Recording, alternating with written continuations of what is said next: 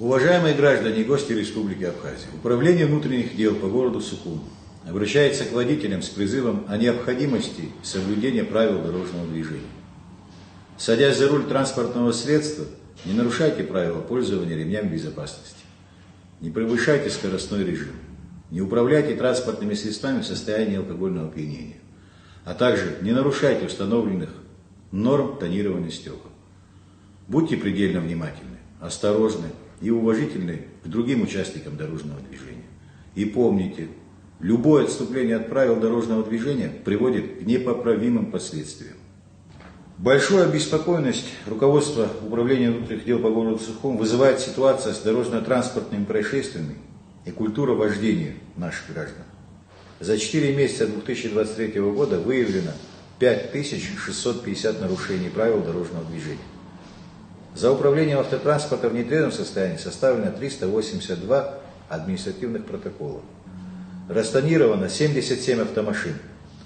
Возбуждено 6 уголовных дел по дорожно-транспортным происшествиям. Из них одно со смертельным исходом.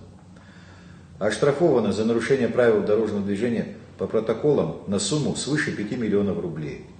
Лишено прав вождения 171 человек. Оштрафовано 151 человек. Передано на рассмотрение в службу судебных исполнителей 296 материалов. Из них по статье 119, часть 1 Кодекса об административных правонарушениях Республики Абхазия 186, по которым вынесено постановление. Для выявления нарушителей ежедневно проводятся рейдовые мероприятия. Совместно с Центральным аппаратом управления ГАИ Министерства внутренних дел Республики Абхазия.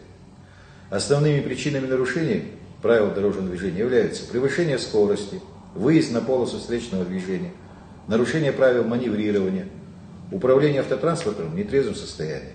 Немаловажную роль играет отсутствие в городах и районах нормальное покрытие дорог, оставленные открытые люки, отсутствие необходимого количества дорожных знаков.